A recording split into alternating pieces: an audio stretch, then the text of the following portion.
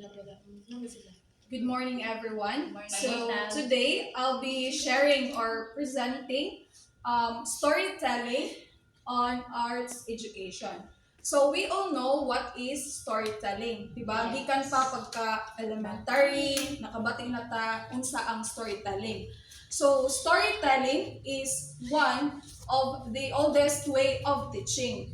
So when we integrate arts into it, through drawing, painting, music, drama, or movement, it becomes more engaging and meaningful.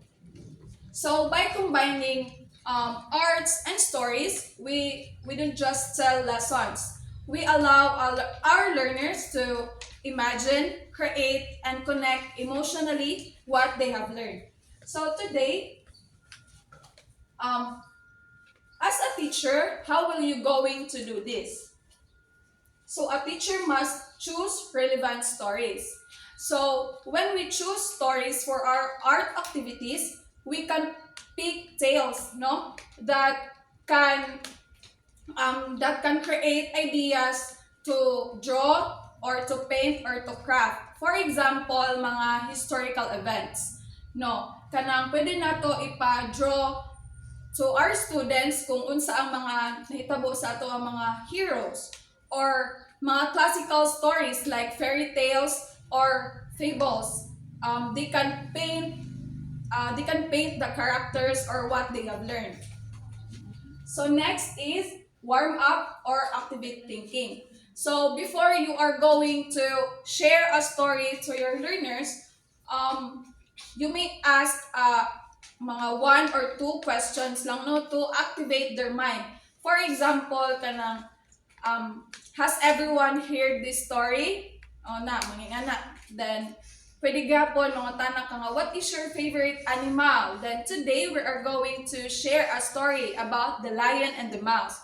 No, so by that, the learner or the student kanang ma-engage and ma-activate ang ilang mind to prepare sa ato ang na ma-share na story. So next is deliver the story effectively. So to deliver the story effectively, a teacher must employ props, no? Para nindot siya tan-awon kanang ma-engage ang learner maminaw kay malingaw sila nimo nga naa kay gigamit na props. Also kanang mga drawings, gestures, and facial expressions. Kay for example, ang sa story is na yung wow niya ang imong wow. So dili siya na connect ang imong story, ang imong facial expression sa story. So murag ang learner is dili siya sanay kanang tawag ani kanang dili ma-connect, dili ma-relate ang imong story nga sa imong facial expression. So dapat dapat connect ang imong facial expression sa imong story. And also ang pinaka-importante is ang tone sa imong voice. So as a teacher, kung mag-share ka og story, dapat ang imong tingog is kanang mabating sa tanan na learners. Dili kay mura kag kuan dira makaluoy imong tingog nga cute kaayo.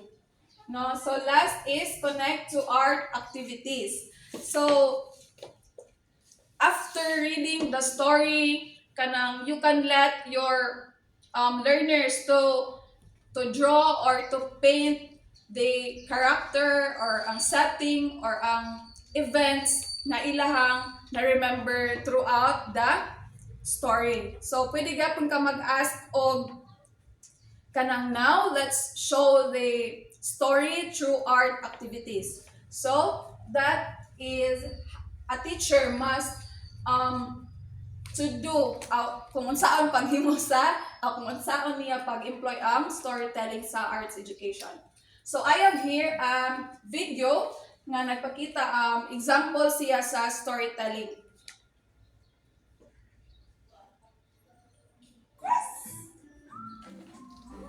Here's a frog. Very good. You say flies. Say it again. Flies. Flies. There are five flies in one frog with five flies. Five at the center. Look. There's a lake. Everybody say lake. Very good.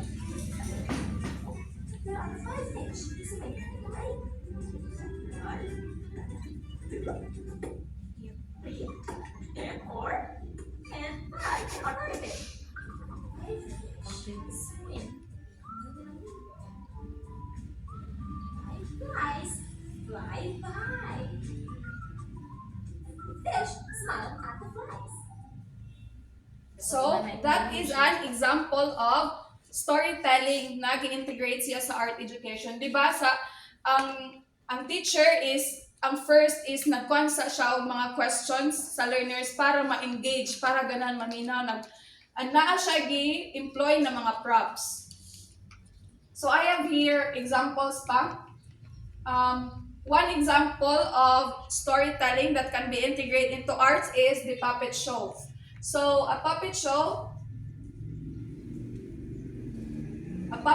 is a performance where human puppeteers animate inanimate objects called puppets to act out a narrative for an audience. So why not, no? As kung instead of narrating and reading, you can use puppets to portray characters. You may the learners may use papers, cloth, or mga recycled materials. Socks, no, pwede gapon siya socks. So by this, children can retell or dramatize the story, no, dili kay instead of passively listening. By the use of puppet, kanang kuan nimo ang mga learners nga naminaw jud sila kay ma-retell or ma-dramatize nila ang story by the use of puppets. So this is an example of puppet show. Sa picture. Kini mga kuan na siya mga animals, then kato sila use of paper. So next example is role play. Can you read, everyone? Involves participants acting as fictional Sorry. characters to explore a narrative, fostering a deeper and more impressive understanding of the story's concepts, character motivations, and emotional experiences. So role play, no, is part of the storytelling that can integrate into arts. So the learners will going to act out themselves as the character. So when we integrate arts into it, so learners kanang maghimo sila og mga props, mga mask, or mga costumes. For example, kanang Juan Tamad. So ang learner na ay mo act out as Juan, ang iyang neighbor, ang iyang mother. So by the use of role play, makahimo pud ta og ma-integrate pud nato ang role play sa arts education by the use of mask, props, and mga costumes. So mao ni siyang example sa role play. Nagsulot sila mga costumes sa mga bata, then ang diri is mga ipang-cut out na mga materials, mga props. So next example is the props based. So props based is a physical object used in storytelling to enhance narrative engagement, comprehension, and immersion for an audience. So ang ganiyan na video, example to siya of props based. Kaya na siya ipang-present ng mga props. So the teacher or the learners may use props or materials to help act out the story. For example, kanang the lion and the mouse. So you let your learners to create lion, mouse. Then sila ang mag-dramatize or mag-share sa story by the use of props. No, so learners can design or decorate their own props, then mag-facilitate ra ang teacher sa paghimo sa props. So next mo siyang example sa props based. Ang bata is naging Lion and the Mouse nang iyang story, then nag-cut out ra siyang mga pictures. Mo na siya example. Next is big books. So can you read, everyone? Oversized picture books used in classroom for shared reading to teach literary and language skills to young children. or to influential comprehensive books in the art of storytelling itself. big books is also one of kanang magamit sa storytelling and integrated into arts education. Di ba nakahimo ba tag big books? Di ba kamo? Yes, See? So big books is a large or oversized picture books. So big books can serve as a bridge to visual arts, allowing children to draw, paint, or create their own versions of the characters and settings. So teachers use them to read aloud while sharing the pictures, making storytelling interactive and visually engaging. So this activity not only enhances creativity but strengthen their understanding of the story. So mano siyang example sa big books. Mga dagko siya na naka-print out na story.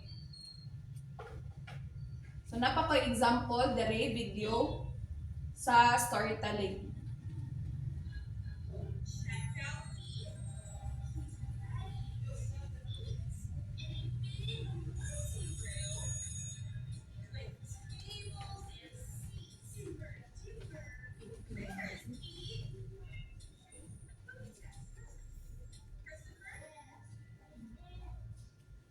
Ito siya. Then last is kaning sa pop-out book.